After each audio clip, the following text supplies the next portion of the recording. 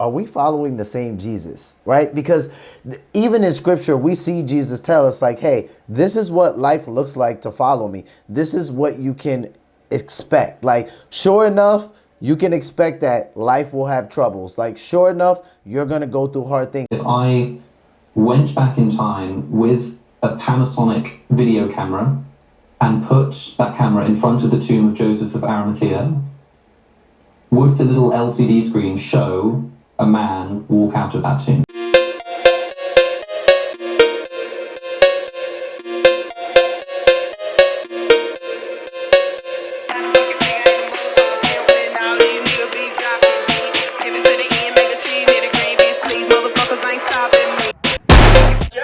When you say Harris, nobody knows who that you're talking about.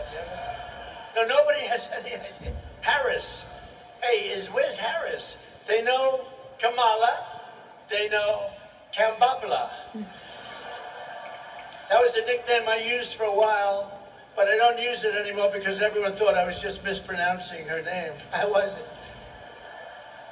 Kambabla. From how do we find ourselves without community, to the effects of pornography on you, all the way to AI girlfriends, world-renowned author and brilliant mind Jordan Peterson sits down with the host of The Diary of a CEO, Steven Bartlett, and they have a brilliant conversation. Actually, an over 2-hour conversation. And one in particular question really had my mind going. Welcome to CozyCorner TV, ladies and gentlemen. I am your host, Kieran Smith. Call me Q, and we are on the corner. We're on the corner, ladies and gentlemen, and today we're on the corner and we're talking about Jordan Peterson. Everyone is going crazy over it. Today is January 18th, 2025. Happy Saturday, everyone.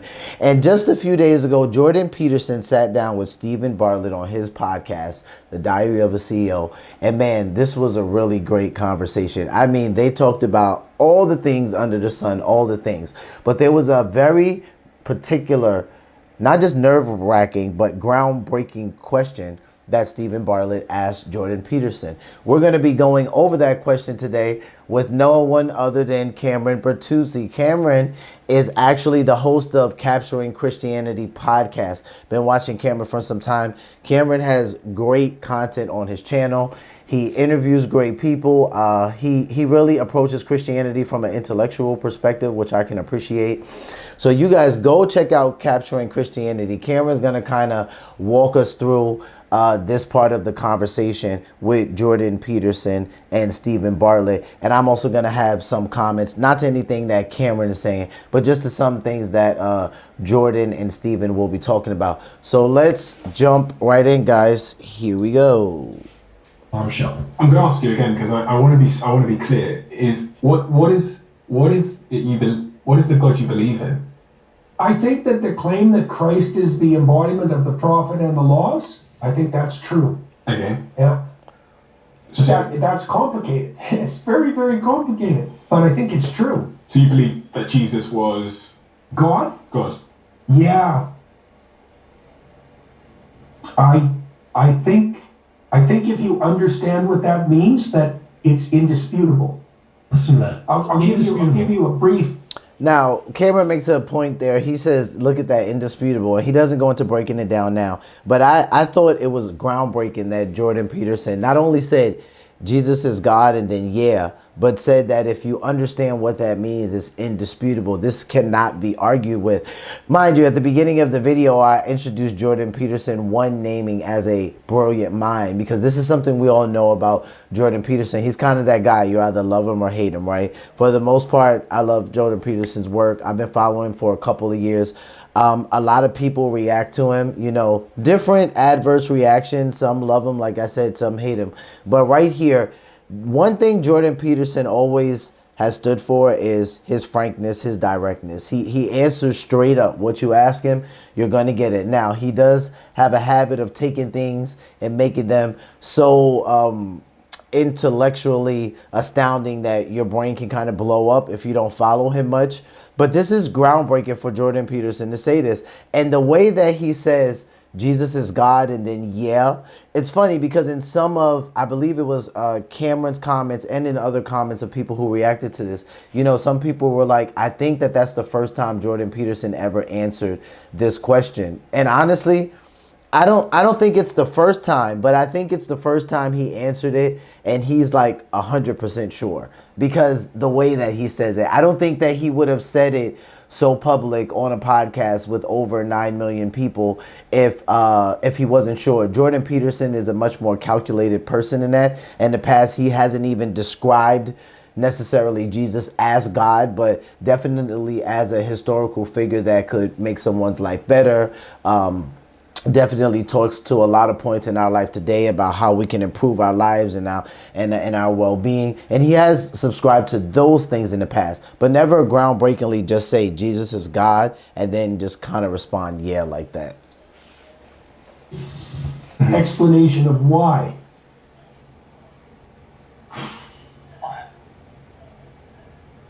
Christ takes the sins of the world onto himself. So that means all the problems that there are his problems. Right. Okay, so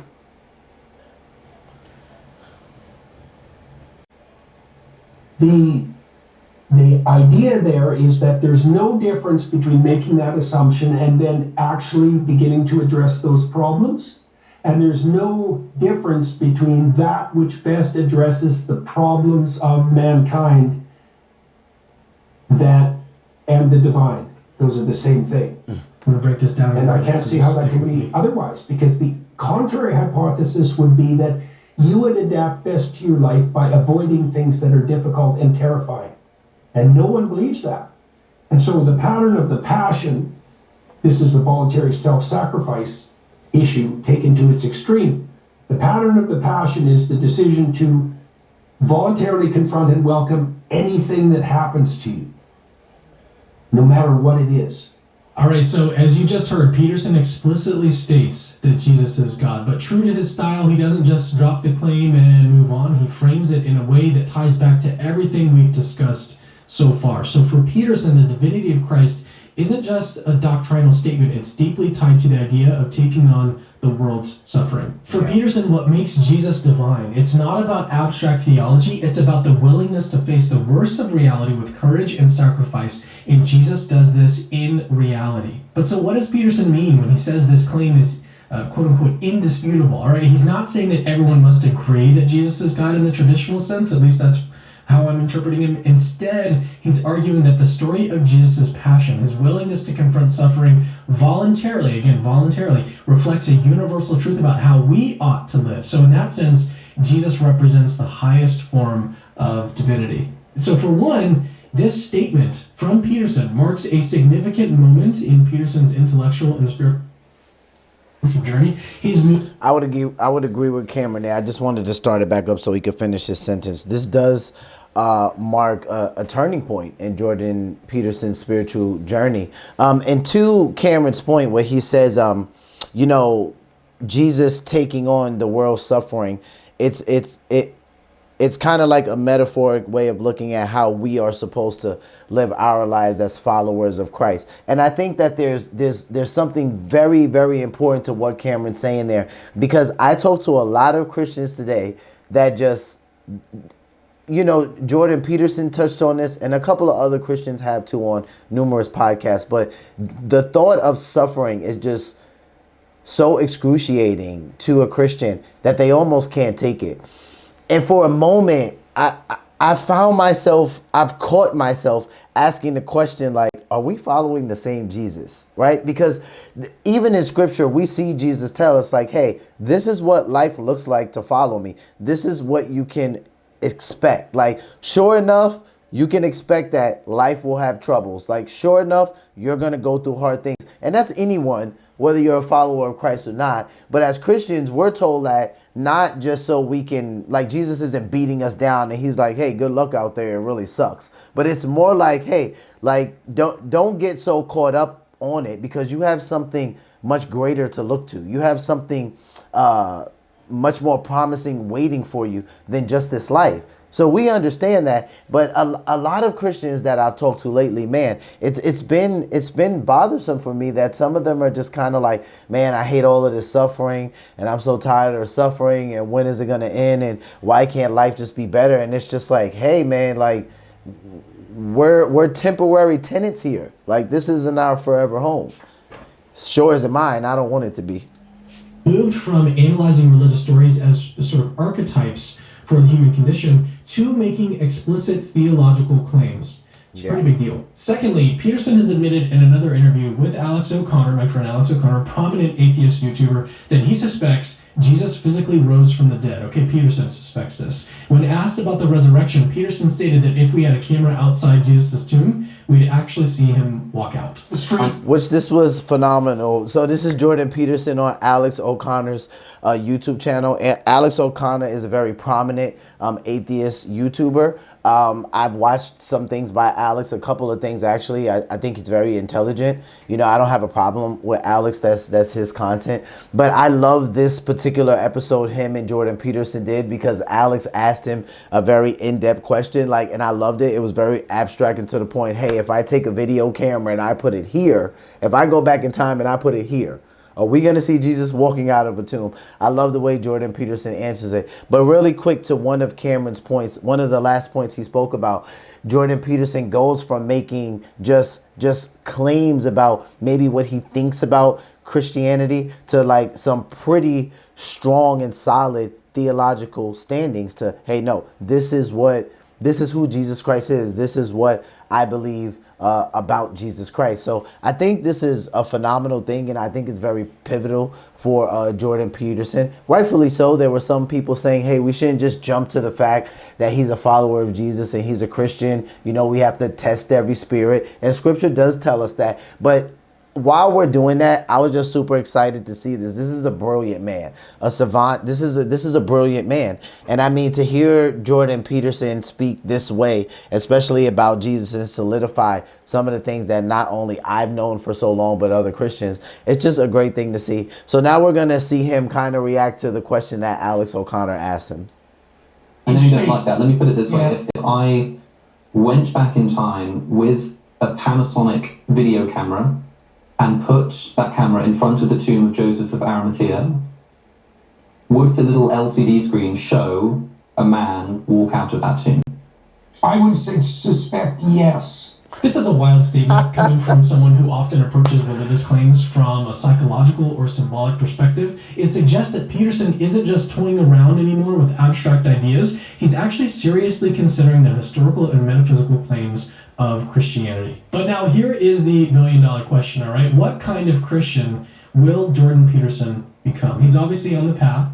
And Cameron gets into like what kind of Christian he thinks Jordan Peterson may become in the future. You guys go watch that. I'm going to stop there. I was only going to use about 3 or 4 minutes of Cameron's content just because I did watch it on my own. I really encourage you guys to go watch the Diary of a CEO, watch Steven's episode with Jordan Peterson, and also go watch Cameron's reaction to it. And also go check out Jordan Peterson and Alex O'Connor. I think a lot of you will actually find that conversation awesome and very intriguing.